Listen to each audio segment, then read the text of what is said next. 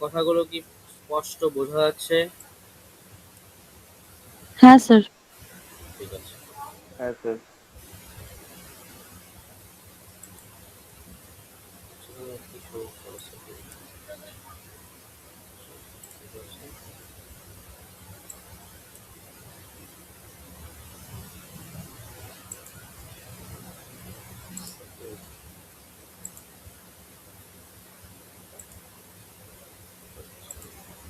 দেখা যাচ্ছে কিনা বলবে, দেখা যাচ্ছে? হ্যাঁ স্যার। বুঝতে পারছি। আচ্ছা, আমি তো পেয়ার লাগাইনি, 1 মিনিট।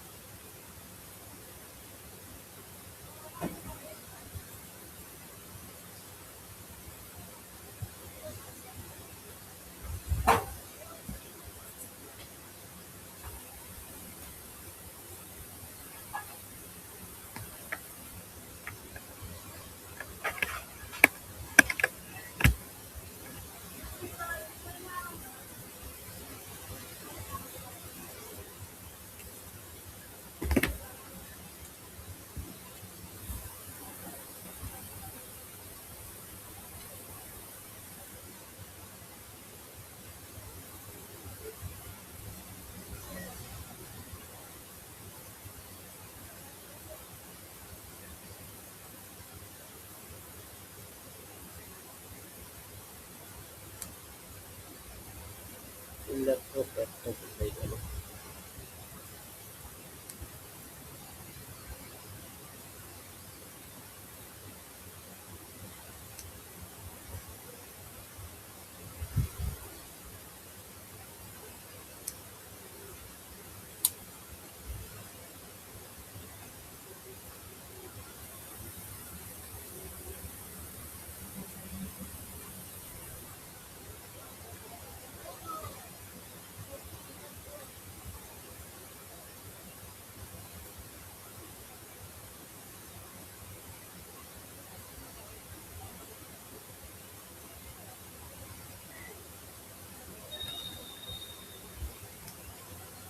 এক মিনিট, হ্যাঁ।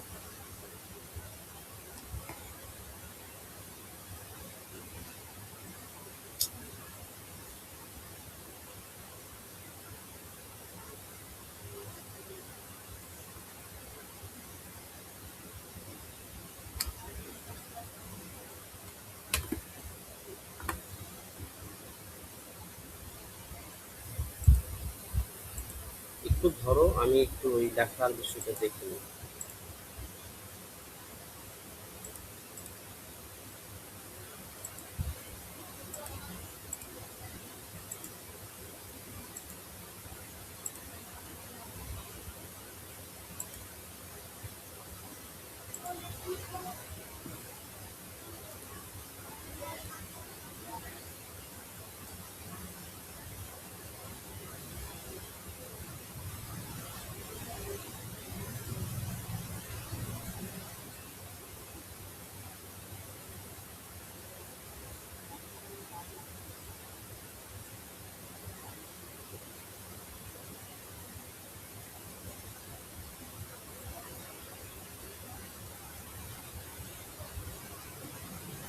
এরকম হচ্ছে কেন লেখা বোঝায়?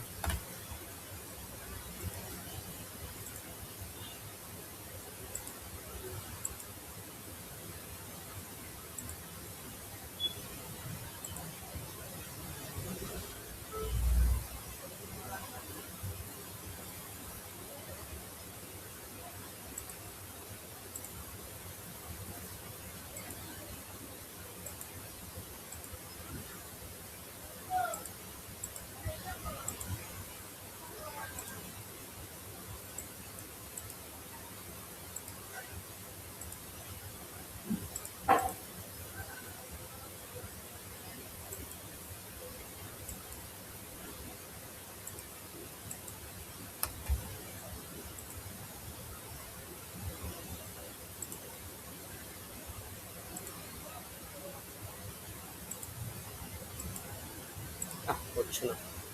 থাক। আচ্ছা, তোমাদের বুঝতে পারলাম যে শব্দালঙ্কার এবং অর্থালঙ্কার কাকে বলে। শব্দের বহিরঙ্গ ধ্বনির আশ্রয়ে যে কাব্য সৌন্দর্যের সৃষ্টি হয় তাকে বলে শব্দালঙ্কার, এবং অর্থালঙ্কার হচ্ছে শব্দের অন্তরঙ্গ অর্থের আশ্রয়ে যে কাব্য সৌন্দর্যের সৃষ্টি হয় তাকে অর্থালঙ্কার বলে। শব্দালঙ্কারের কয়েকটা ভাগ আছে, শব্দালঙ্কারের ভাগগুলো বলতে পারবে? হ্যাঁ, বলো। অনুপ্রাস, যমক, শ্লেষ, বক্রোক্তি আর পুনরুক্ত পদাভ্যাস। এখানে আমরা শব্দালঙ্কারে কয়েকটা ভাগ পাবো: অনুপ্রাস, যমক, শ্লেষ, বক্রোক্তি, পুনরুক্ত পদাভাস। আমরা যদি এই অলঙ্কারগুলো সব মুখস্থ করতে চাই তাহলে কি হবে? তাহলে কিন্তু আমাদের সমস্যা হতে পারে। কি সমস্যা? কারণ এগুলোর যে সংজ্ঞাগুলো দেওয়া আছে সেই সংজ্ঞাগুলো হচ্ছে অনেক বড় বড়, সেই সংজ্ঞাগুলো অনেক বড় বড়। কিন্তু আমরা যদি সেই সংজ্ঞাগুলোকে খুব ছোট করে মুখস্থ করতে পারি তাহলে কিন্তু কখনো ভুলবে না। আমরা হচ্ছে বইয়ের বিষয়টাকে ছোট করে নিয়েছি, ঠিক আছে? তো আমরা যদি ছোট করে মুখস্থ করি তাহলে ভুলবো না। এটা হচ্ছে ছন্দ শেখার সহজ কৌশল। অনুপ্রাস কাকে বলে তাহলে? অনুপ্রাস অলঙ্কার ওই, অনুশব্দ। একই। বলো। না না স্যার, আপনি বলুন, আমি ভেবেছি আপনি জিজ্ঞেস করেছেন। এখানে আছে যে সংজ্ঞা দেওয়া আছে একটা, অনু শব্দের অর্থ পরে বা পেছনে, আর প্রাস শব্দের অর্থ হচ্ছে বিন্যাস, প্রয়োগ বা নিক্ষেপ। একই বর্ণ বা বর্ণগুচ্ছ যুক্তভাবে হোক বা বিযুক্তভাবে হোক একাধিকবার উচ্চারিত হয়ে যদি কবিতায় ধ্বনি মাধুর্যের সৃষ্টি করে তবে তাকে অনুপ্রাস অলঙ্কার বলে। তাহলে কি বললো এখানে? মোট কথা, বর্ণ বা বর্ণগুচ্ছ, বর্ণ বা বর্ণগুচ্ছ যুক্তভাবে হোক বা বিযুক্ত হয়ে। বিযুক্ত মানে কি? বিযুক্ত মানে মানে আলাদা করে, আলাদা ভেঙে দিয়ে। করে, ভেঙে দিয়ে হোক, একাধিকবার উচ্চারিত হয়ে যদি কবিতায় ধ্বনি মাধুর্যের সৃষ্টি করে তবে তাকে অনুপ্রাস অলঙ্কার বলে। এই অনুপ্রাস অলঙ্কারে আমরা আরো কয়েকটা ভাগ পাবো। সেই ভাগগুলো কি কি?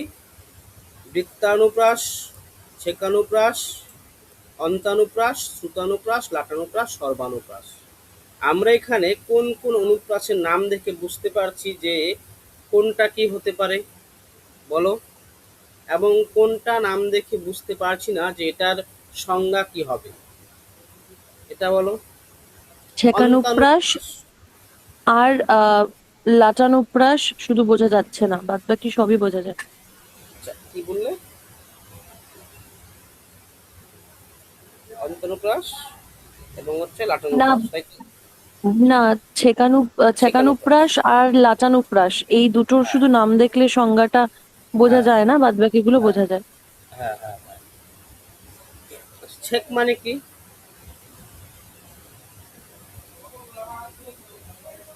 ছেক মানে কি কেউ জানো? জানলে বলো। ছেক মানে কি? হ্যালো। আচ্ছা, যাই হোক, প্রথম থেকে বলছি, তাহলে পার্থক্যটা বলে দিই। বৃত্ত অনুপ্রাস মানে কি? একটি ব্যঞ্জন ধ্বনি একাধিকবার ধ্বনিত হলে, একটি ব্যঞ্জন ধ্বনি একাধিকবার ধ্বনিত হলে বর্ণগুচ্ছ স্বরূপ অথবা ক্রম অনুসারে যুক্ত বা বিযুক্তভাবে বহুবার ধ্বনিত হলে যে অনুপ্রাসের সৃষ্টি হয় তাকে বৃত্তানুপ্রাস বলে। যেমন কি আছে? সাগর জলে স্নান করি, সজল এলো চুলি।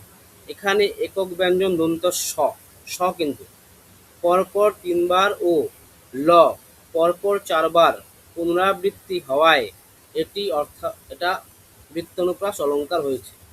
দেখো, এখানে কিন্তু শব্দ বা একটা অক্ষরও কিন্তু যদি একবার দুবার তিনবার চারবার ধ্বনিত হয় তাহলে কিন্তু সেটা হবে অনুপ্রাস অলঙ্কার, এবং এটা শব্দ অলঙ্কারের মধ্যে পড়েছে। কিন্তু অর্থালঙ্কারে কিন্তু এরকম একটি একটি বর্ণ যতবারই হোক না কেন সেখানে কোনো কোনো ফ্যাক্টর হবে না কিন্তু। অর্থালঙ্কারে কোনো এই শব্দগুলো বা একটা অক্ষর কোনো ফ্যাক্টর নয় কিন্তু। আমরা এগুলো শুধু শব্দালঙ্কারের ক্ষেত্রেই দেখবো কিন্তু, ঠিক আছে? তাহলে শব্দালঙ্কার কি, বৃত্তানুপ্রাসটা কি? ব্যঞ্জন গুচ্ছ দুবার বা বেশি থাকলে সেটা কিন্তু বৃত্তানুপ্রাস অলঙ্কার হয়। আবার কি বলেছে, আবার কিন্তু বলেছে রস বিষয়ক অনুপ্রাসকেই বৃত্তানুপ্রাস বলে। মানে সমস্ত যে অনুপ্রাস অলঙ্কার আছে সবগুলোকেই বৃত্তানুপ্রাস অলঙ্কার কিন্তু বলা যায়। কারণ আমরা সবগুলো অলঙ্কারই দেখব যে দুবারে বেশি, তিনবারে বেশি, বারবার ধ্বনিত হয়েছেই। সুতরাং সেটাকে কিন্তু বৃত্তানুপ্রাস অনেকেই বলেছে, সবগুলোই বৃত্তানুপ্রাস অলঙ্কার বলা যায়। তো বৃত্তানুপ্রাসের অলঙ্কারে কতগুলো কি আছে, কতগুলো সূত্রের কথা বলেছে আমরা দেখব। সেই সূত্রগুলো বই থেকে একটু দেখে নিও এবং আমি কয়েকটা বলছি। যেমন একটি বলছে যে একটি মাত্র ব্যঞ্জন বর্ণ দুবার ধ্বনিত, একটা ব্যঞ্জন বর্ণ যদি দুবার ধ্বনিত হয় সেটাও কিন্তু বৃত্তানুপ্রাস অলঙ্কার হয়। যেমন নাহি, চাহি, নিরাপদ, রাজ, ভোগ, নব। এই যে নাহি, চাহি, এই যে হ যে আছে, হয় ঋষিকার হ, এই হটা দুবার হয়েছে এবং র এই বর্ণটাও দুবার ধ্বনিত হয়েছে, তাই এটা বৃত্তানুপ্রাস অলঙ্কার হয়েছে। তারপরে একটি মাত্র ব্যঞ্জন ধ্বনি দুইয়ের বেশি অর্থাৎ বহুবার যদি ধ্বনিত হয় সেটাও কিন্তু বৃত্তানুপ্রাস অলঙ্কার হয়। আবার কি বলছে, ব্যঞ্জন ধ্বনিগুচ্ছ স্বরূপ অনুসারে মাত্র দুবার ধ্বনিত হয় তাহলে সেটাও কিন্তু হবে বৃত্তানুপ্রাস অলঙ্কার। যেমন কি হিমালয়ের গহন দেশে বহু কথা থাকে জমে। এখানে দেখো এই উদাহরণটা মনে হয় এখানে নেই, লিখতে পারছি না, লিখতে পারলে আমি লিখে লিখে দেখাতাম। অন্য উদাহরণ আছে, এই যে আছে, হিমালয়ের গহন দেশে বহু কথা জমে থাকে, বহু কথা থাকে জমে। এখানে কথা হয়েছে থাকে, মানে এখানে দেখো আমরা একটা ধ্বনির যে সাদৃশ্য পাচ্ছি, কথা থাকে, কথা থাকে, সাদৃশ্য পাচ্ছি তো ধ্বনির, বলো। হ্যাঁ স্যার, এই ক যে আর থ ধ্বনি। ক এবং এটা থ হবে, হ্যাঁ থ হবে এটা। এই যে উচ্চারণ সাদৃশ্য পাচ্ছি এবং হচ্ছে পর্যায় বদল করেছি যদি বলি, তাহলে এটাও কিন্তু বৃত্তানুপ্রাস অলঙ্কার হবে। তারপরে আরো কি আছে, ব্যঞ্জন ধ্বনিগুচ্ছ যুক্তভাবে ক্রমানুসারে অনেকবার ধ্বনিত হয়। ঝম্পি ঘন গরজন্তি, সন্ততি ভুবন ভরি, বরি খন্তিয়া, কান্ত পাহুন কাম দারুণ, সঘন খরসর হন্তিয়া। এখানে যে দন্তা নয়তয় সংযুক্ত যে বর্ণটা আছে পাঁচবার ধ্বনিত হয়েছে, সেই জন্য এটা কিন্তু বৃত্তানুপ্রাস অলঙ্কার। তারপরে ব্যঞ্জন ধ্বনিগুচ্ছ অযুক্তভাবে ক্রমানুসারে অনেকবার ধ্বনিত হয়, তখন সেটা কিন্তু বৃত্তানুপ্রাস অলঙ্কার হয়। ছলাৎ, ছলাৎ, ছল, এক নদীতেই পানি জল। এই যে ছল শব্দটা এখানে ক্রমানুসারে তিনবার ধ্বনিত হয়েছে, সেই জন্য এটা কিন্তু বৃত্তানুপ্রাস অলঙ্কার হয়েছে। তোমাদের আমি সবগুলো অলঙ্কার বলে দিয়ে তারপর আবার একদম শর্টকাটে বলে দিচ্ছি। ছেকানুপ্রাস মানে কি, ছেক মানে হচ্ছে দুই, ছেক মানে হচ্ছে দুই, এবং মনে রাখবে যে এটা হচ্ছে যুক্ত এবং বিযুক্ত দুভাবেই কিন্তু হতে পারে। যেমন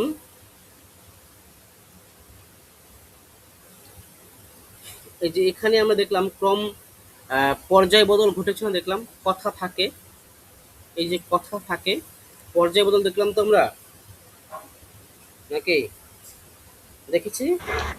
হ্যাঁ স্যার। এই যে পর্যায় বদলটা কিন্তু আমরা ছেকানুপ্রাসে পাবো না কিন্তু, ঠিক আছে? ছেকানুপ্রাসে আমরা পর্যায় বদল দেখবো না, পাবো না আমরা। এখানে কি পাবো, দুটি, মানে এখানে দুটি থাকতে হবে কিন্তু, ছেক মানে হচ্ছে দুই, দুইয়ের বেশি হলে কিন্তু সেটা বৃত্তানুপ্রাস অলঙ্কার হয়ে যাবে। দুটোই থাকতে হবে, যেখানে দুটো থাকবে সেটাই কিন্তু হচ্ছে ছেকানুপ্রাস অলঙ্কার হবে। এবং এটা যুক্ত ব্যঞ্জন হতে পারে এবং দুটো ব্যঞ্জন আলাদা আলাদা ভাবে থাকতে পারে, মানে একসঙ্গে থাকতে পারে। আমরা উদাহরণ দেখলে বুঝতে পারবো। এখনই অন্ধ বন্ধ করোনা পাখা। এই যে অন্ধ এবং বন্ধ, এই যে অটাকে যদি বাদ মানে অটাও যদি থাকে এবং এই যে বয়ের উচ্চারণ সঙ্গে একটা অ পাচ্ছি, এটা পাচ্ছি অন্ধ এবং বন্ধ, বা দন্ত ন এবং ধ দয় ধয় যুক্ত আছে, দন্ত নয় ধয় যুক্ত আছে, সেটাও কিন্তু আমরা পাচ্ছি যুক্ত ব্যঞ্জন। এবং কটা পাচ্ছি? দুটো পাচ্ছি।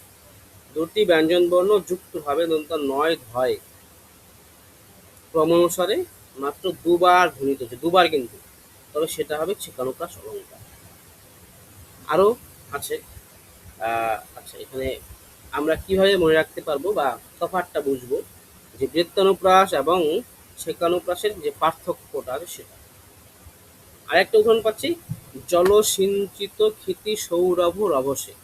এই যে এই দুটো যদি দেখো, সৌরভ রভ, এটা কিন্তু পর্যায় বদল হয়নি, কিন্তু হয়েছে পর্যায় বদল। এই যে পর্যায় বদল হয়েছে এখানে, আমি লিখতেই পারছি না, লেখা যায় এখানে কিন্তু কি সমস্যা হলো বুঝতে পারছি না।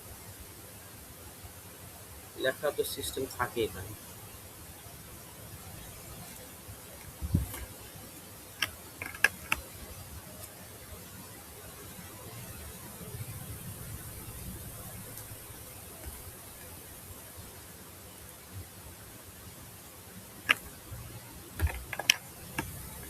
এখানে কিন্তু পর্যায় বদল হয়নি, কিন্তু এখানে পর্যায় বদল হয়েছে।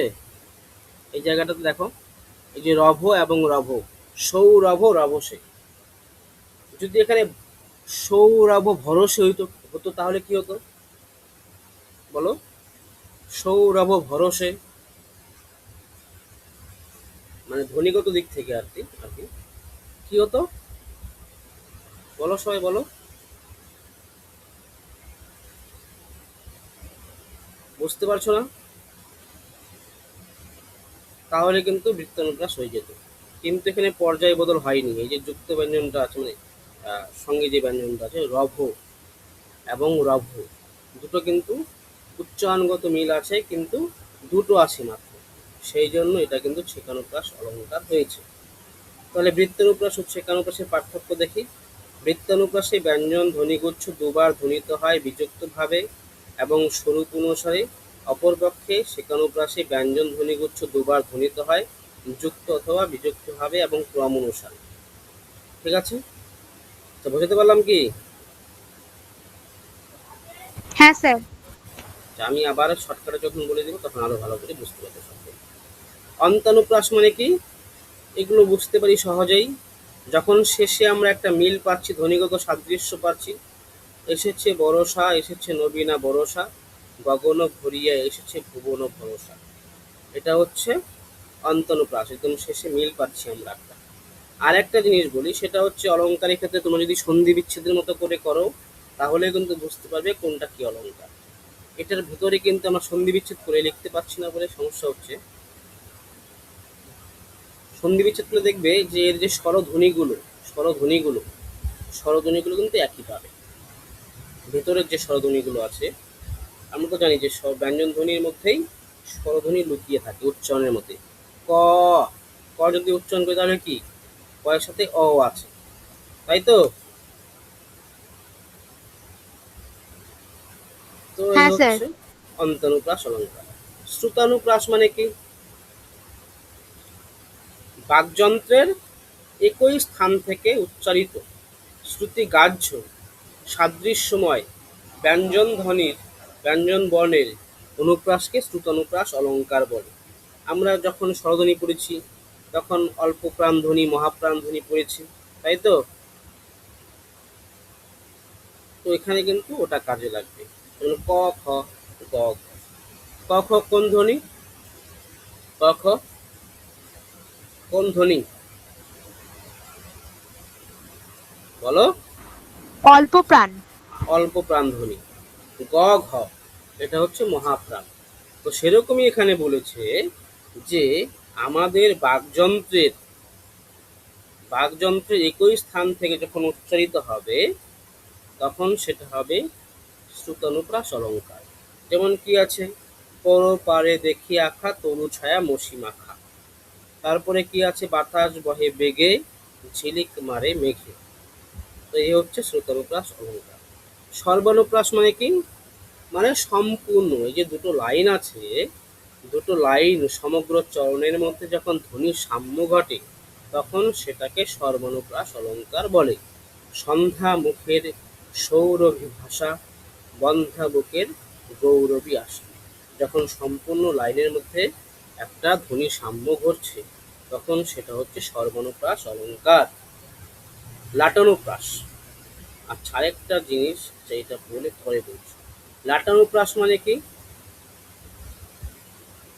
যে অলঙ্কারে একই শব্দ, মানে কি একটাই শব্দ, একই রকম শব্দ বা একটাই শব্দ দুবার বা তার বেশি একই অর্থে ব্যবহৃত হয় এবং ধ্বনি সৌন্দর্যের সৃষ্টি করে, তখন তাকে লাটানুপ্রাস অলঙ্কার বলে।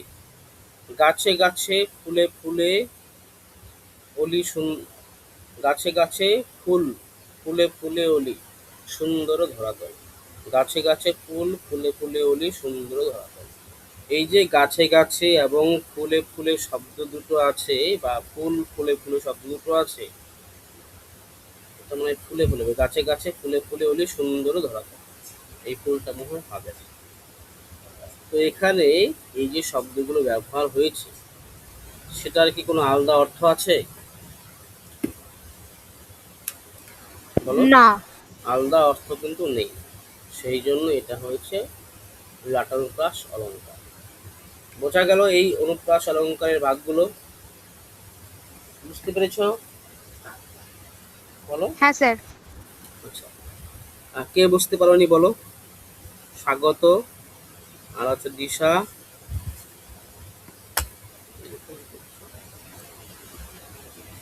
কে বুঝতে পারোনি বলো? কে বোঝনি বলো? সবাই বুঝেছো তাই তো? বুঝতে পেরেছি। এখন আমরা এই যে সবগুলো অলঙ্কারের বড় বড় সংজ্ঞা মুখস্থ করতে যাই বা মুখস্থ রাখি, সমস্যা হতে পারে, কিছুক্ষণ করে ভুলে যাই। তা আমি এইভাবে মুখস্থ করেছি। বৃত্তানুপ্রাস অলঙ্কারটা কি? ব্যঞ্জনগুচ্ছ অযুক্তভাবে ধ্বনিত হয় স্বরূপ অনুসারে। বা বৃত্তানুপ্রাসটা পারবো সবাই, সমস্ত অলঙ্কারই বৃত্তানুপ্রাসের মধ্যে পড়ে। শেখানুপ্রাস কি? শেখ মানে বললাম দুই, সেখানে ব্যঞ্জন গুচ্ছ, মানে ওই যে সৌরভ রব, সেটা গুচ্ছ, ব্যঞ্জন গুচ্ছ বা যুক্ত বর্ণ বর্ণ অযুক্ত বা বিযুক্ত ভাবে ধ্বনিত হয় ক্রম অনুসারে, সেটা হবে ছেকানুপ্রাস। বা ভালো করে লক্ষ্য করে রাখলেই বুঝতে হবে, যেখানে হচ্ছে এই যে এরকম বর্ণ পাবে, ব্যঞ্জন গুচ্ছ বা যুক্ত ব্যঞ্জন মাত্র দুবার ধ্বনিত হয়েছে, সেটা কিন্তু ছেকানুপ্রাস অলঙ্কার বলে। যদি বলি একটা উদাহরণ, নীল অঞ্জন ঘন পুঞ্জ ছয়ায়, তারপরে কি? আমি গান ভুলে যাই।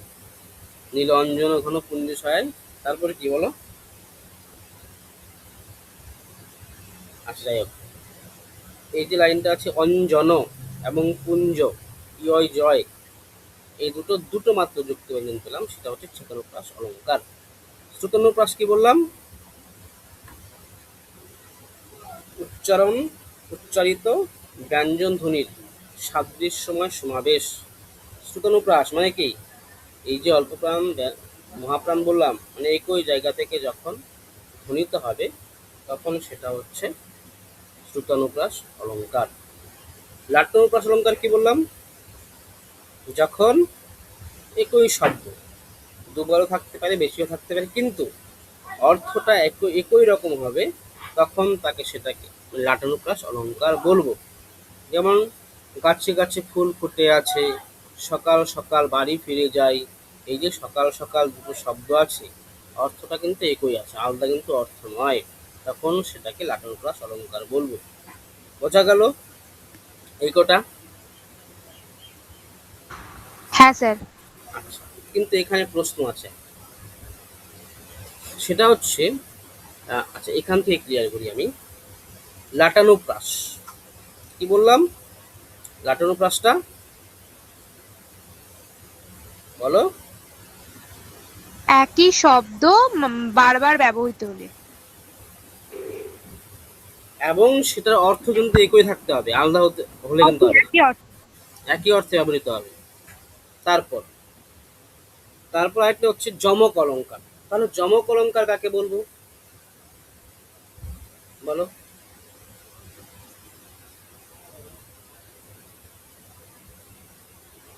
যমক অলঙ্কারেও কিন্তু এরকম হয়, ভারত ভারত খ্যাত আপনার গুণে, সকাল সকাল আমি বাড়ি ফিরে এলাম। ভারত ভারত খ্যাত আপনার গুণে। তাহলে এই যে ভারত ভারত খ্যাত আপনার গুণে, এটা কেন যমক হলো? এটা যমক অলঙ্কার কেন হলো? দুটো কিন্তু একই রকম লাইন। এই যে সকাল সকাল বাড়ি ফিরে এলাম, ভারত ভারত খ্যাত আপনার গুণে, এখানে সকাল সকাল দুবার ব্যবহার হয়েছে, ভারত ভারত দুবার ব্যবহৃত হয়েছে। তো ভারত ভারত খ্যাত আপনার গুণে, এটা কেন হলো যমক অলঙ্কার? বলো দেখি কে পারো।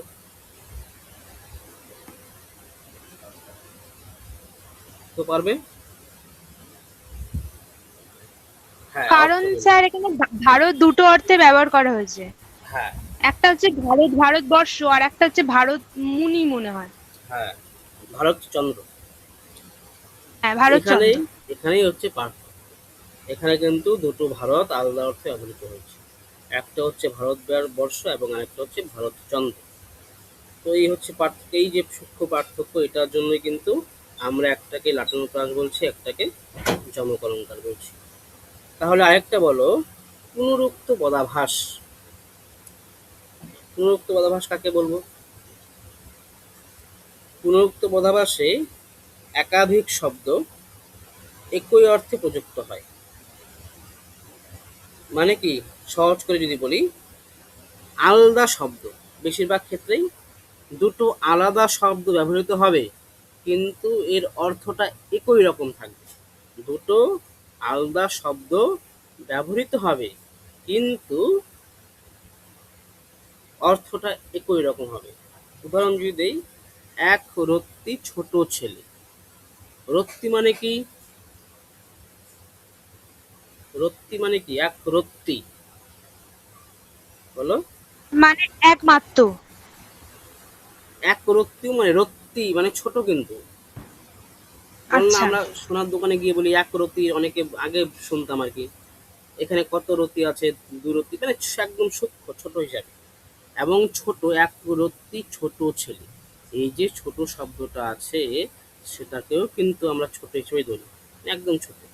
এক রত্তি ছোট ছেলে, এখানে রত্তি এবং হচ্ছে ছোট, দুটোকে একটা অর্থেই ব্যবহার করা হয়েছে, তখন সেটা কিন্তু পুনরুক্ত পদাভাস অলঙ্কার হয়ে যাবে। তারপরে শ্লেষ অলঙ্কার তাহলে কাকে বলে? শ্লেষ অলঙ্কারে কিন্তু একটা শব্দ ব্যবহার হবে, কিন্তু তার ভিন্ন ভিন্ন অর্থ হতে পারে। আমি একটা অর্থে ব্যবহার করলাম, কিন্তু যিনি থাকবে তিনি কিন্তু দু রকম অর্থ ভাবতে পারে। বোঝা গেল? সেটাকে তখন আমরা বলবো শ্লেষ অলঙ্কার। তারপর একটা হচ্ছে বক্রোক্তি অলঙ্কার। আমি বক্রোক্তি অলঙ্কারে যেটা সহজভাবে বুঝতে পারি, সেটা হচ্ছে দুজন লোক থাকে, কথোপকথন ভিত্তিক অলঙ্কারগুলোই বেশিরভাগ বক্রোক্তি অলঙ্কার আমরা দেখি উদাহরণ হিসেবে। তো এখানেও কিন্তু এরকম হয় যে আমি একটা কথা বললাম, যিনি শ্রোতা আছে তিনি কিন্তু সেই কথাটার অন্য একটা মানে নিয়ে উত্তর দিল। আমি যদি বলি, তুমি কি এখন আহ, উদাহরণটা ভুলে গেলাম, তুমি কি এখন আহ, ছেড়ে দিয়েছো, বা তুমি কি এখন চুরি করো না? সে বলবে না, চুরি করি না, তার মানে আগে সে চুরি করতো, এরকম একটা ব্যাপার থাকে এখানে। তাহলে আমরা কি বুঝলাম? এই যে সামান্য পার্থক্যর জন্য কিন্তু এখানে পাঁচটা অলংকার আমরা দেখছি গুলিয়ে যেতে পারে। সেই জন্য কিন্তু আমি এটা সাজিয়েছি নিজের মতো করে। লাটন, প্রথম থেকে বলি আবার। লাটনোপ্রাস তাহলে কি বলবো? যখন দুটি একই শব্দ, দুটো আলাদা একই শব্দ কিন্তু একটা অর্থে ব্যবহৃত হবে, তখন সেটা হবে লাটনোপ্রাস অলংকার। কি উদাহরণ দিলাম? সকাল সকাল সে বাড়ি ফিরে এলো, দুটো সকাল একই অর্থে ব্যবহৃত হয়েছে। তারপরে কি? যমক অলংকার। যমক অলংকারেও আমরা একই রকম দুটো শব্দ পাবো, কিন্তু সেই দুটো শব্দের অর্থটা আলাদা বা ভিন্ন হবে। ভারত ভারত খ্যাত আপনার গুরু। তারপরে কি বললাম? পুনরুক্ত পদাভাস। পুনরুক্ত পদাভাসে কি পাবো? দুটো আলাদা শব্দ, এক না কিন্তু এখানে, দুটো আলাদা শব্দ ব্যবহৃত হবে, কিন্তু এর যে অর্থটা আছে সেই অর্থটা কিন্তু একই রকম হবে। এক রত্তি ছোট ছেলে, দুটো আলাদা শব্দ, কিন্তু অর্থটা কিন্তু একই, দুটো শব্দের অর্থ একই, তখন সেটা হবে পুনরুক্ত পদাভাস। এবং শ্লেষ অলংকার কি? আমি যখন অলংকার একটা কথা বলবো, সেখানে একটা শব্দের ভিন্ন ভিন্ন অর্থ যখন গ্রহণ করবে তুমি, তখন সেটা হবে শ্লেষ অলঙ্কার। আর বক্রোক্তি অলঙ্কার কি? এখানে আমরা কথোপকথন ভিত্তিক অলঙ্কার দেখব। আমি যে কথাটা বলবো সেই কথাটার আলাদা একটা অর্থ ধরে নিয়ে যখন শ্রোতা উত্তর দেবে, তখন সেটা হবে বক্রোক্তি অলঙ্কার। এবং শ্লেষ বক্রোক্তি আরেকটা পাই, এখানে কিন্তু এই শ্লেষ এবং বক্রোক্তি দুটোই থাকবে। এবং শ্লেষ অলঙ্কার একটা কি পাই বলো দেখি, বা বক্রোক্তি অলঙ্কার একটা কি পাই? গলার স্বর, বাঁকা, তাই তো? তো বুঝতে পারলাম এই 5টা পার্থক্য। হ্যাঁ স্যার। মানে এই বিষয়গুলো কেউ বলবে না কিন্তু এইভাবে, সবাই হচ্ছে অলংকার পড়িয়ে যাবে, কিন্তু এই যে সূক্ষ্ম পার্থক্য, এগুলো হচ্ছে সবথেকে গুরুত্বপূর্ণ অলংকারের ক্ষেত্রে। এই সূক্ষ্ম পার্থক্যগুলোই তোমাদের ধরতে সাহায্য করবে কোনটা কি অলংকার। আরেকটা বিষয়, ছেকানুপ্রাস অলংকার এবং নিরর্থক যমক, এই যে যমকের কথা বললাম, যে দুটো একই শব্দ ব্যবহার হবে কিন্তু অর্থটা আলাদা হবে। এবং ছেকানুপ্রাস অলঙ্কারও দুটো মানে কি পাচ্ছি? ব্যঞ্জন গুচ্ছ পাচ্ছি বা সৌরভ, রভ পাচ্ছি। লিখতে পারলে ভালো হতো, আমি লিখতেই পারছি না, কি সমস্যা হলো। আচ্ছা, এটা পরে বলছি, যখন চমক করবো তখন বলছি। আচ্ছা, তাহলে আমরা অনুপ্রাসটা পড়লাম। তারপরে কি আছে?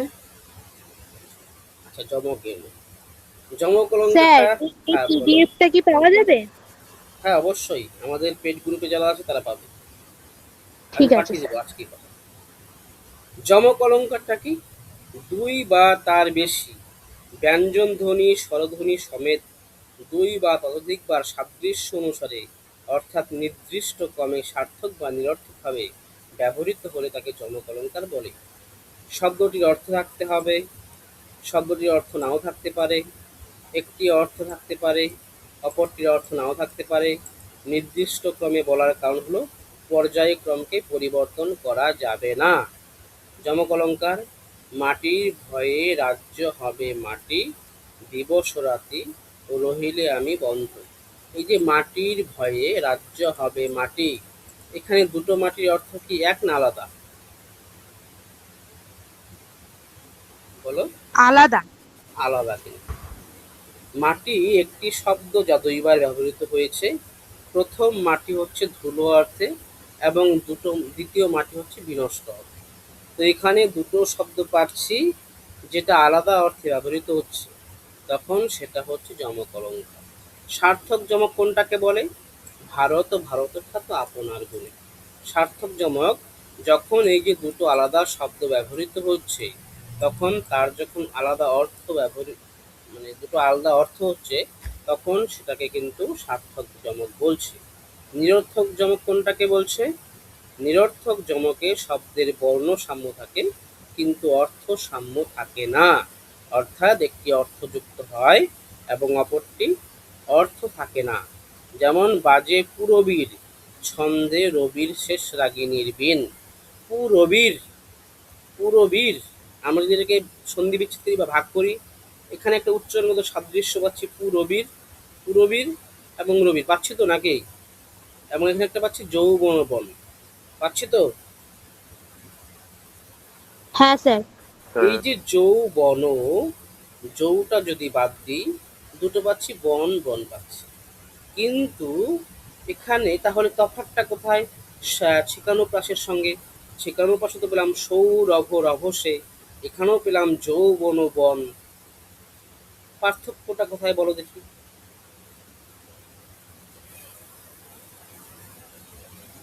বলো।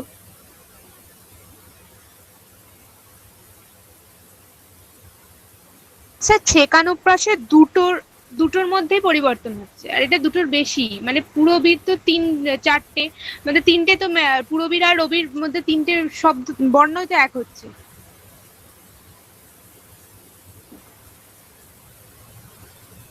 এখানে তো দুটো আছে, যে যৌবন বন বন। এখানে দেখো, এখানে দেখবে এই যে শব্দগুলো কিন্তু অর্থ থাকতে পারে, কিন্তু ছেকানুপ্রাসে কিন্তু অর্থ থাকবে না। ঠিক আছে? এই যে আমরা যে ভাগ করব, অর্থ কিন্তু থাকবে দুটোরই, বোঝা গেল? কিন্তু ছেকানুপ্রাসে হ্যাঁ স্যার, কিন্তু বুঝলাম। অর্থ থাকবে না, কিন্তু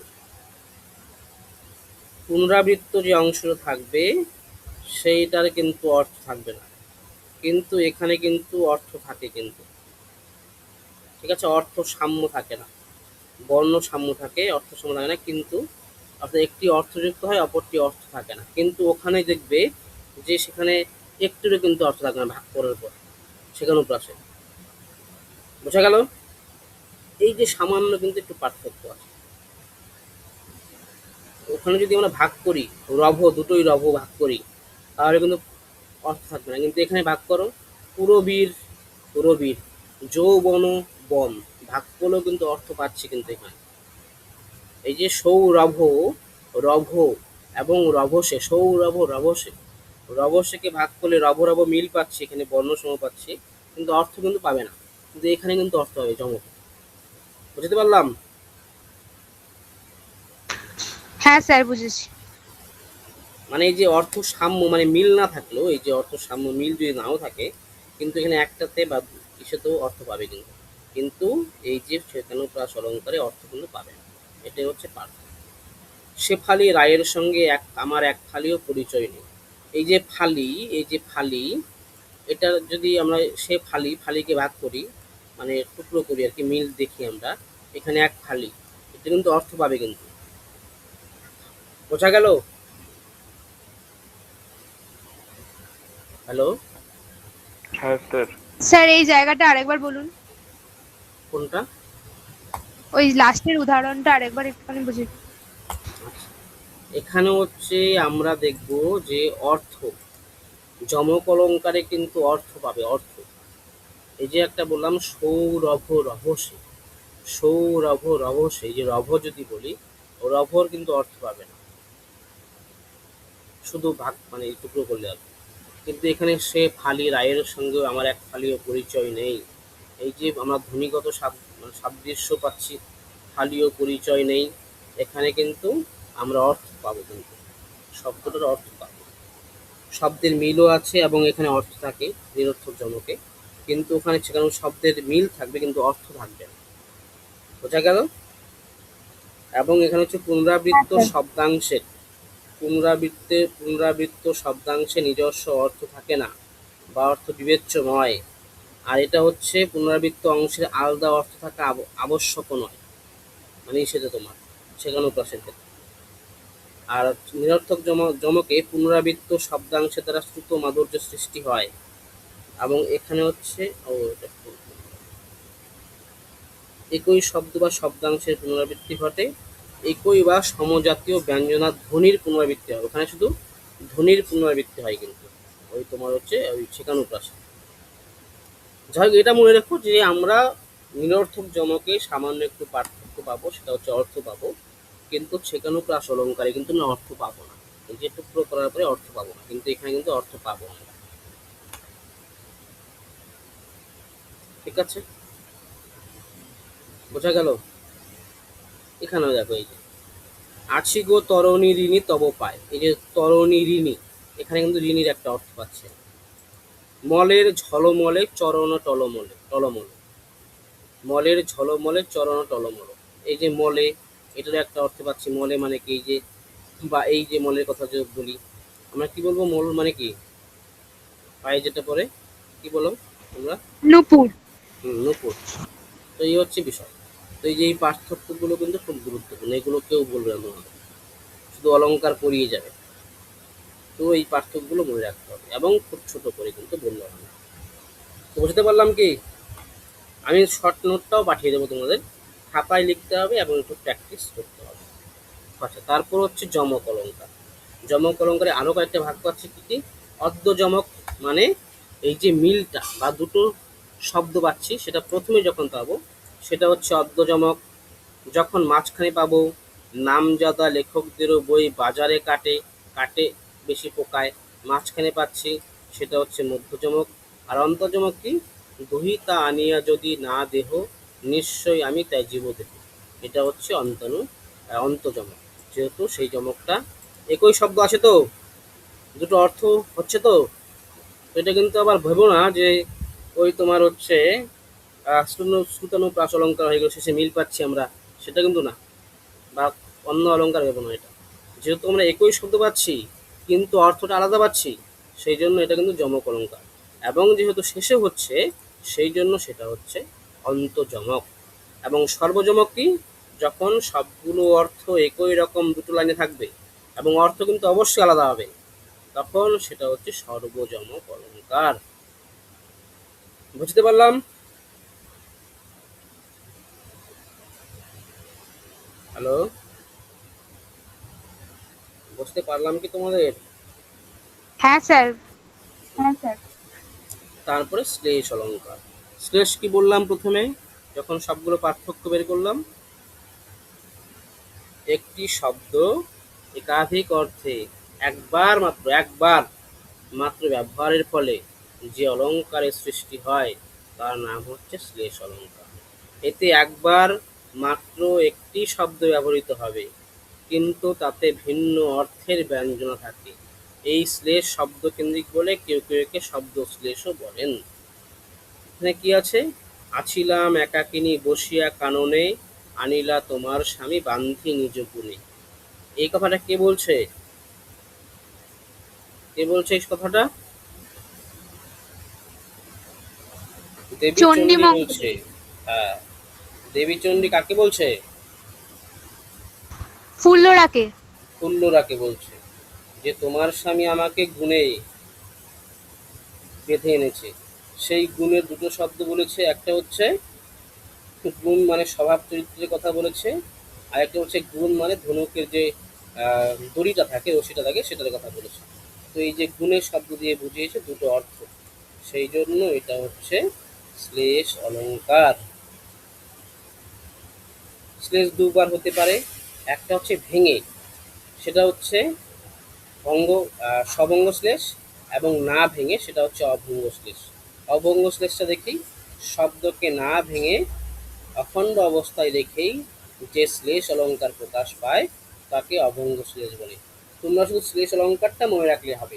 অভঙ্গ সভঙ্গ অর্থটা বুঝতে পারো যে অভঙ্গ মানে অভঙ্গ, না ভেঙে, সভঙ্গ ভেঙে, অর্থাৎ ভেঙে হলে সেটা সভঙ্গ, না ভেঙে হলে অভঙ্গ, তাই তো? তারপর সভঙ্গটা দেখি। অখণ্ড অবস্থায় শব্দের শ্লেষ প্রকাশ না পেলে শব্দকে ভাঙলে যে শ্লেষ প্রকাশ পায় তার নাম হচ্ছে সভঙ্গ শ্লেষ। একাধিক অর্থ পাওয়ার জন্য শ্লেষাত্মক শব্দটিকে ভাঙতে হয়। কি আছে? আমার দিনের শেষ ছায়াটুকু মিলাইলে মূল টানে গুঞ্জনতার রবে চিরদিন। এখানে আলোচ্য উদাহরণের শ্লেষাত্মক শব্দ হলো মূলতান। মূলতান কথাটির অর্থ হচ্ছে একটি রাগিনীর নাম। দ্বিতীয় অর্থ হচ্ছে মূল এবং তান শব্দটির অর্থাৎ প্রধান সুর। একাধিক অর্থ পাওয়ার জন্য শ্লেষাত্মক শব্দটিকে ভাঙতে হচ্ছে বলে এটাকে কি বলছে? এটাকে বলছে সভঙ্গ শ্লেষ অলঙ্কার। বোঝা গেল? বুঝতে পারলে? পৃথিবীটা স্যার এই উদাহরণটা বুঝতে পারলাম না। কোনটা? সেই যে এই এটা, এটা সবঙ্গ তো শ্লেষ। হ্যাঁ। এই যে এই শব্দটা আছে মূলতান। মূলতানের একটা অর্থ হচ্ছে একটা রাগের নাম, রাগিনীর নাম। মূলতান রাগে গান গাইছে। এবং এটাকে ভেঙে মূল এবং তানপুর যদি আমরা করি তাহলে দুটো অর্থ পাচ্ছি। মূল মানে হচ্ছে প্রধান এবং তান মানে হচ্ছে সুর। তো মূলতানের একটা অর্থ হচ্ছে রাগিনীর নাম, আর একটা অর্থ হচ্ছে প্রধান সুর। তো একটা শব্দকে ভেঙে আমরা দুটো অর্থ পেলাম, একটা না ভেঙে পেলাম, একটা ভেঙে পেলাম, তাই তো? তো ভেঙে যখন একটা শব্দকে যখন ভেঙে আমরা পাবো তখন সেটাকে কিন্তু আমরা বলতে পারি সভঙ্গ শ্লেষ। তো উপরের যে আমরা পড়লাম যে আহ, আনিলা তোমার স্বামী বান্ধি নুজুগুনি, এখানে কোন শব্দটার উপর ভিত্তি করে আমরা শ্লেষ অলঙ্কার বলেছি? এই যে গুণ শব্দটাকে উপর ভিত্তি করে, তাই তো? এই যে গুণের শব্দটার উপরে ভিত্তি করে আমরা শ্লেষ অলঙ্কার বলেছি, যে এখানে গুণের শব্দটা দিয়ে দুটো অর্থ প্রকাশ পেয়েছে। এটাকে কি ভাঙা যায়? গু এবং নে, এই যে এইটাকে ভাঙলে কোনো অর্থ থাকছে? দুটো শব্দের অর্থ থাকছে না কিন্তু। না স্যার। কিন্তু এই যে মূলতান রাগে এখানে কিন্তু আমরা দুটো অর্থ পাচ্ছি, একটা হচ্ছে ভেঙে পাচ্ছি, একটা না ভেঙে পাচ্ছি। না ভেঙে পাচ্ছি যখন, তখন এটাকে বলছে রাগিনী, এবং ভেঙে যখন পাচ্ছি তখন বলছে প্রধান সুর। সেই জন্য এটাকে আমরা সভঙ্গ শ্লেষ বলতে পারি। ঠিক আছে? যেমন আরেকটা আছে তোমার, অপরূপ কে সবে, দেখো রে তোরা, দেখ রে তোরা, কালো রূপ কি আছে ভবে। এই যে একটা শব্দ, অপরূপ কে সবে, কে সবে দুটো অর্থ পাই আমরা। কেশব মানে নারায়ণ, এবং কে সবে ভাগ করলে কে মানে হচ্ছে কে সব, আর সব মানে হচ্ছে কালী। কে সবে, কে মানে হচ্ছে কেশব, আর সব মনে হচ্ছে কালী। যে এক অর্থে কৃষ্ণের এমন রূপ, কালো রূপ পৃথিবীতে আর নেই, এটা বোঝাচ্ছে। এবং আলাদা করে বোঝাচ্ছে হচ্ছে সব রূপী শিবের হৃদয় বিদয়িনী নারীর কালো রূপ পৃথিবী ভরে আছে, এটা বোঝাচ্ছে। যখন এই দুটো অর্থ বোঝাচ্ছে তখন কিন্তু সেটা হচ্ছে শ্লেষ অলঙ্কার শব্দ, সবঙ্গ শ্লেষ। বক্রোক্তি মানে কি? বাঁকা। সোজা কথা হচ্ছে বাঁকা। আমরা যখন ওই গলার স্বর দিয়ে কথা বলি, মানে বাঁকা করে কথা বলি, তুই কি অমুকের সঙ্গে দেখা করতে গিয়েছিলি, মানে একটু বাঁকা স্বরে, মানে একটা ইঙ্গিত হচ্ছে কেন দেখা করতে গেছিলি, তাই তো? স্বাগত, তুমি কি দেখা করতে গিয়েছিলে পরশুদিন?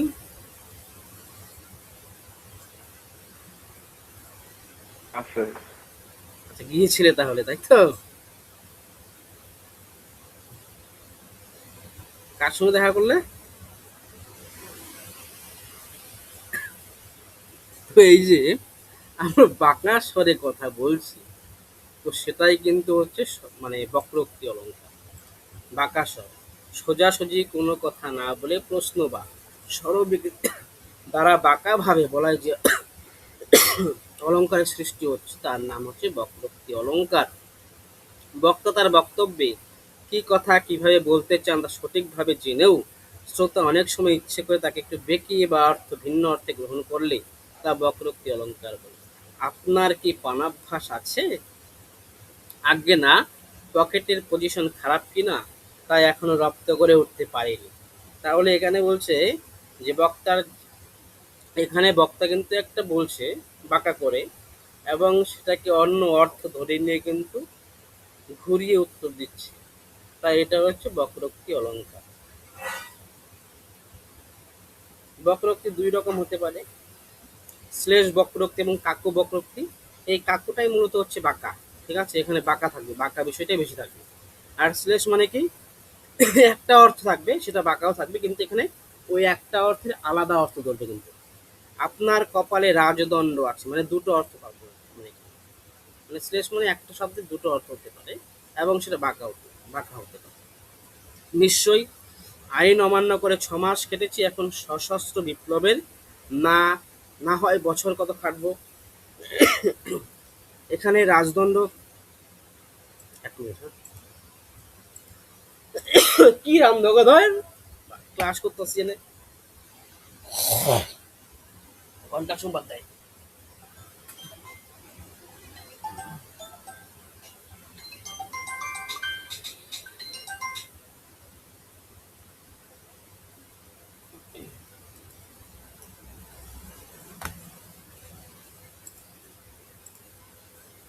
তো এখানে এই যে আহ, রাজদণ্ড কথাটির শ্লেষাত্মক যার অর্থ দুটি হলো রাজার শাসনদণ্ড হাতে পাওয়া বা রাজা হওয়া, এবং রাজশাস্তি বা গুরুতর শাস্তির কথা বলছি। তাহলে আমরা শ্লেষ বক্রোক্তি কিন্তু একটা শব্দের দুটো অর্থ পাবো, এবং এখানে রাগ ঘন্টা সম্বাদ দিয়েছে রে।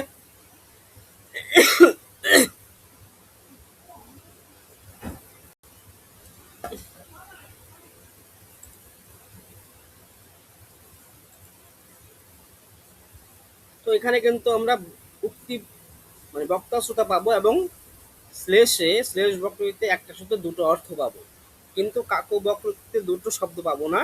কিন্তু আমরা বক্তা শ্রোতার ভাবটা এবং গলার যে টোনটা, সেটা কিন্তু আমরা এখানে দেখবো যে বাকিয়ে কথা বলছে। বোঝা গেল? বুঝতে পারলাম? দিশা, হ্যাঁ স্যার। দৃষ্টি, হ্যাঁ স্যার। দৃষ্টির কথা শুনে মানে বোঝা যাচ্ছে আর কি তুমি বুঝতে পারছো না মনে হয়, মানে সাউন্ডে হ্যাঁ স্যার না কোনো স্যার, শক্তি নেই। আমার আমি ল্যাপটপ থেকে জয়েন করেছি তো, ওই জন্য বোধহয় এরকম শোনাচ্ছে নাকি। আচ্ছা আচ্ছা, আমি ভাবলাম মানে তুমি দুর্বল নও তো, আবার মানে শরীর ঠিক আছে তো? হ্যাঁ ঠিক আছে সরি। আচ্ছা আচ্ছা। আর দিশা কি ঘুমিয়ে পড়েছে নাকি ডিউটি করে রাতে?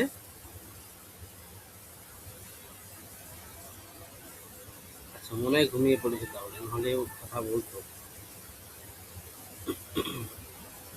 দিশা বুঝতে পারছো? আচ্ছা, ঘুমিয়ে গেছে মনে হয় তাহলে। আচ্ছা, তারপর হচ্ছে পুনরুক্ত পদাভাস। কি বললাম? পুনরুক্ত পদাভাস যখন, এখানে অনেক কিছু আছে, দরকার নেই মুখস্থ করার। যখন দুটো শব্দ, দুটো আলাদা শব্দ একটাই অর্থ হবে, তখন সেটা হবে পুনরুক্ত পদাভাস। আর এখানে কি আছে? অভিন্ন অর্থজ্ঞাপক বিভিন্ন শব্দের প্রয়োগে যদি মনে হয় যে পুনরুক্তি ঘটেছে এবং পরে অর্থ স্পষ্ট হলে পুনরুক্তি দোষ মনে হয় না, তাকে পুনরুক্ত পদাভাস অলঙ্কার বলে। এটা যদি মুখস্থ রাখতে যাও, মনে হয় না যে মুখস্থ রাখতে পারবে। তো অর্থটা দেখি। তনু দেহটি সাজাবো তব আমারও আভরণে, এটা আবরণ হবে। তো এটা হচ্ছে কি? এটা হচ্ছে পুনরুক্ত পদাভাস অলঙ্কার। তা আমি কি বললাম? পুনরুক্ত পদাভাসটা কি কি বলছিলাম? পুনরুক্ত পদাভাস বলো।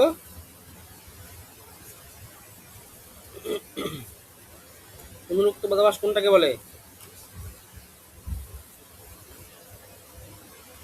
তাড়াতাড়ি বলো। হ্যালো। যখন দুটো আলাদা শব্দের অর্থ কি হবে?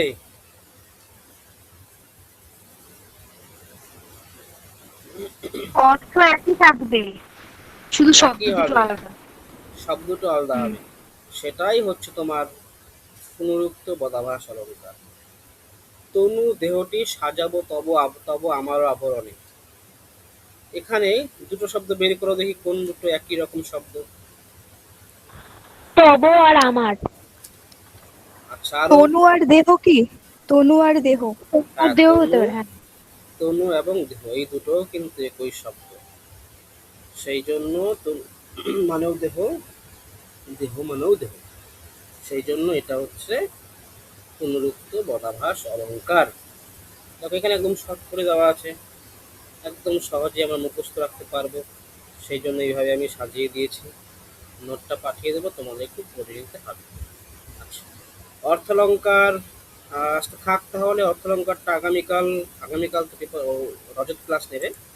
এটা হচ্ছে তাহলে নেক্সট দিন আমি করাই অর্থলঙ্কারগুলো।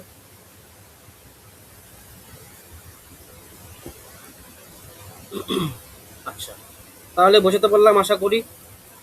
কারো কোনো কনফিউশন থাকলে বলতে পারো এখনই। আমি তাহলে আমার নিজের মতো করে চেষ্টা করব সলভ করার। তাহলে একটু বলে দিই একদম শর্টকাটে। বৃত্তানুপ্রাস কাকে বলে? ব্যঞ্জনগুচ্ছ অযুক্তভাবে ধ্বনিত হয়, স্বরূপ অনুসারে দুবার বা বেশি, তিনবার, চারবার হতে পারে, সেটা হচ্ছে বৃত্তানুপ্রাস অলঙ্কার। ছেকর মানে ছেক মানে দুই, সেটা যুক্ত ব্যঞ্জন হতে পারে এবং ব্যঞ্জন গুচ্ছ হতে পারে, দুবার ধ্বনিত হবে, সেটাই হচ্ছে ছেকানুপ্রাস অলঙ্কার। শ্রুতানুপ্রাস মানে কি? উচ্চারণগত যে সাদৃশ্য পাচ্ছি, বা হচ্ছে কি আমাদের কণ্ঠস্বরে এক স্থান থেকে উচ্চারিত হচ্ছে, সেটা হচ্ছে শ্রুতানুপ্রাস অলঙ্কার। লাটানুপ্রাস হচ্ছে কি? যখন দুটো শব্দ একটাই অর্থে ব্যবহৃত হবে, তখন সেটা লাটানুপ্রাস অলঙ্কার। সকাল সকাল বাড়ি ফিরে এলাম। শ্লেষ অলঙ্কার কি? যখন একটা শব্দ ভিন্ন অর্থে ব্যবহৃত হবে বা যিনি শ্রোতা থাকবেন তিনি ভিন্ন অর্থে গ্রহণ করবেন, একটা শব্দের যখন আলাদা দুটো অর্থ হতে পারে, তখন সেটা শ্লেষ অলঙ্কার হবে। যমক অলঙ্কার কি বললাম? যখন দুটো একই শব্দ ব্যবহৃত হবে কিন্তু দুটো শব্দের অর্থ আলাদা আলাদা হবে, তখন সেটা যমক অলংকার হবে। বক্রোক্তি অলংকার কোনটাকে বলবো?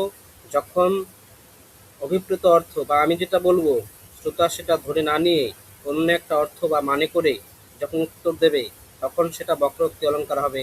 শ্লেষ বক্রোক্তি কোনটাকে বলবো? যখন আমি একটা কথা বলবো বা সেখানে এমন একটা শব্দকে যখন শ্রোতা এর দুটো অর্থ ভেবে নিয়ে যখন উত্তর দেবে তখন সেটা শ্লেষ বক্রোক্তি অলংকার হবে। কিন্তু শ্লেষ বক্রোক্তিতে শ্রোতা এবং বক্তা এবং শ্রোতা দুজনেই থাকবে। কাব্য বক্রোক্তি কি? যেখানে কথার যে টোন সেটা যখন বাঁকা করে কথা বলবে এবং শ্রোতা এবং বক্তা দুজনই থাকবে তখন সেটা কিন্তু কাব্য বক্রোক্তি অলংকার। উন্মুক্ত পদাভাস কি বললাম?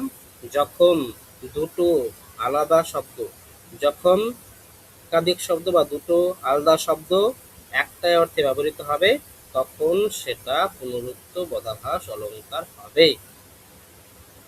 বোঝাতে পারলাম? মানে মুখস্থ কিন্তু আমার এইভাবে মুখস্থ করেছি।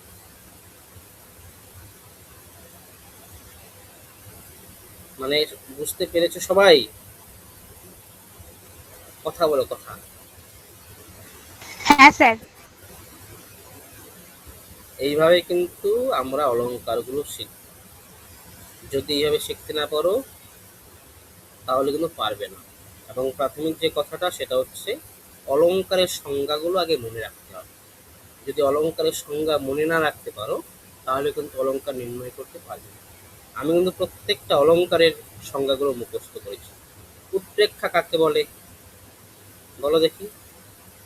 যেখানে উপমেয়কে উপমান বলে সংশয় হবে তখন সেটা হবে উৎপ্রেক্ষা।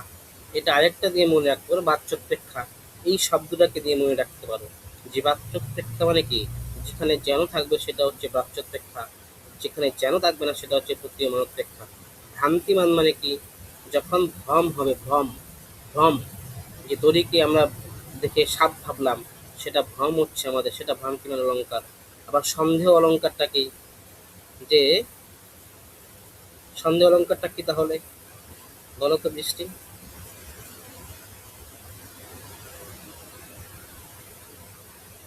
যখন কি কি বললেন স্যার, একবার বলুন সন্দেহ প্রশ্নটা। সন্দেহ অলংকারটা কি? ছন্দে অলংকার। সন্দেহ, সন্দেহ। সন্দেহ বলতে পারবো না, একটু বলে দিন। বলো নিবেদিতা। যখন মানে কোনো কিছুর শুনে সংশয় হচ্ছে, সন্দেহ জাগছে, তখনই তো সন্দেহ অলংকার হবে। হ্যাঁ, না না, ভ্রান্তিমান হচ্ছে যখন আমরা একটা সাপ রাস্তায় অন্ধকারে যাচ্ছি, মানে একটা থাকে না ভেতরে এই সাপ যাচ্ছে মনে হয়, একটা কিছু একটা দেখলাম একদম চমকে উঠলাম, তখন কিন্তু ভ্রম হচ্ছে আমাদের, আমরা কিন্তু সেটাকে সাপ ভেবে নিচ্ছি, সেটা হচ্ছে ভ্রম অলঙ্কার মানে ভ্রান্তিমান। কিন্তু সন্দেহ অলংকার কোনটা? যখন আমাদের এই যে সন্দেহটা হবে উপমেয় এবং উপমান দুটোর ক্ষেত্রে হবে সন্দেহ। মানে একটা জিনিসকে আমরা ভাবছি কি এটা দড়িও হতে পারে এবং এটা সাপও হতে পারে, মানে দুভাবে ভাবছি। বা উদাহরণ আছে একটা, সোনার হাতে সোনার চুড়ি কে কার অলংকার? রাধার কথা বলছে, সোনার হাতে সোনার চুড়ি কে কার অলংকার, মানে সোনার হাতটাই সোনার চুড়ি অলংকার নাকি সোনার চুড়িটাই সোনার হাতের অলংকার? এই যে দু ক্ষেত্রেই সংশয় যখন দেখা যাবে তখন সেটা কিন্তু সন্দেহ অলংকার হচ্ছে। তারপরে যদি বলি অতিশয়োক্তি অলংকারটা কাকে বলে?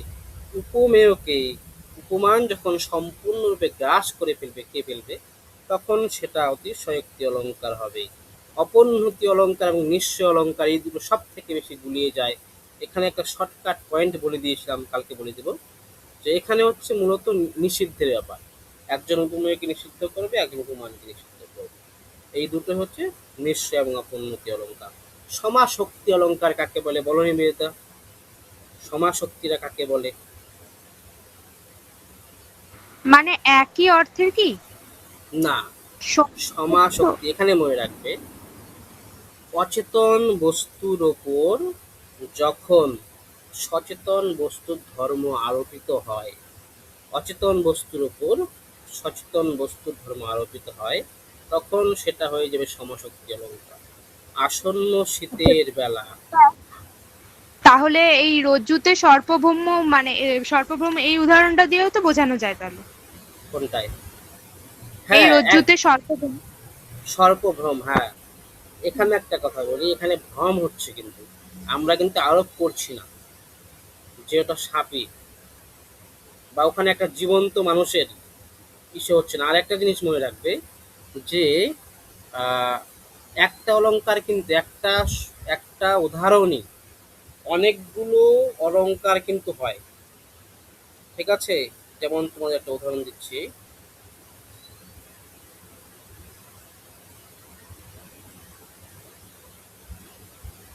কত উদাহরণ মুখস্থ রাখবে, অনেক উদাহরণ বাইকে না।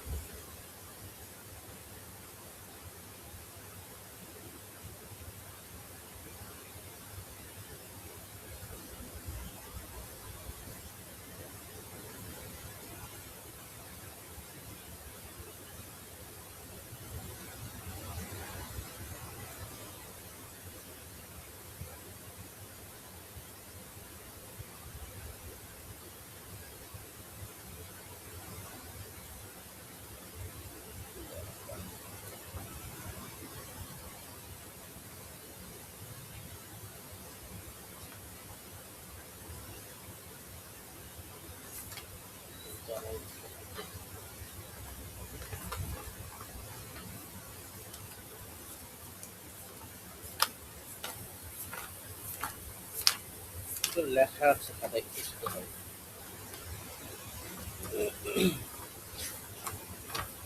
কোথায় গেল? যেমন এই যে একটা অলংকার আছে, দেব দ্বিজ মনসিজ জিনিয়া মূরতি পদ্মপত্র যুগ্ম নেত্র পরাশয়ে স্তুতি। এটা অলংকার দুরকম হয় কিন্তু। একটা হচ্ছে অন্তনুপ্রাস, দেব দ্বিজ মনসিজ জিনিয়া মূরতি পদ্মপত্র যুগ্ম নেত্র পরাশয়ে শ্রুতি। এই যে মূরতি এবং শ্রুতি আমরা শেষে মিল পাচ্ছি একটা শব্দালঙ্কারের দিক থেকে, সেটা হচ্ছে কি, সেটা হচ্ছে অন্তনুপ্রাস অলঙ্কার। যদি অর্থালঙ্কারের দিক থেকে আমরা এটা দেখি, দেব দ্বিজ মনসিজ জিনিয়া মূরতি পদ্মপত্র যুগ্ম নেত্র পরাশয়ে শ্রুতি। এখানে কি, এখানে তুলনা করছে দেব দ্বিজ মনসিজ, যে দেবতার মতো চেহারা বা এরকম বলছে, আর পদ্মপত্র যুগ্ম নেত্র পরাশয়ে শ্রুতি, এখানে একটা তুলনা করছে। সেই জন্য এটাকে কিন্তু আমরা ব্যতিরেক অলঙ্কারও বলতে পারি। ব্যতিরেকটা কি? ব্যতিরেক অলঙ্কার যেখানে, এটা মনে রাখবে, ব্যতিরেক মানে হচ্ছে উৎকর্ষ এবং অপকর্ষ, আর কিচ্ছু ভাবার দরকার নেই। যেখানে যে অলঙ্কার দেখবি উৎকর্ষ দেখাচ্ছে বা অপকর্ষ দেখাচ্ছে, সেটাই হচ্ছে ব্যতিরেক অলঙ্কার হয়ে যাবে তখন। যে কণ্ঠস্বরে বজ্র লজ্জা হতো, যে ওই তোমার হচ্ছে দেবেন্দ্র শ্রীর নাম কি ছিল? দেবেন্দ্র বিষবৃক্ষ উপন্যাসের দেবেন্দ্র শ্রী মনে আছে কারো?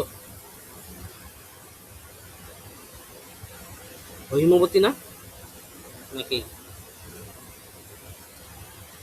দেবেন্দ্রর যে স্ত্রী ছিল, সেই স্ত্রীর যে কণ্ঠস্বর ছিল আর কি, সেই কণ্ঠস্বরে কিন্তু বজ্র লজ্জা হতে হয়ে গেছে। উদাহরণ দিচ্ছি, মানে তোমার মানে একজনের এরকমই কণ্ঠস্বর, মানে এত রুক্ষ কণ্ঠস্বর, মানে উদাহরণ দিচ্ছে আর কি, যে তার গলা শুনে বজ্র, আকাশের যে বজ্র পড়ছে সেটাও কিন্তু লজ্জা পেয়ে গেছে। তো লজ্জা পেয়ে গেছে আর কি।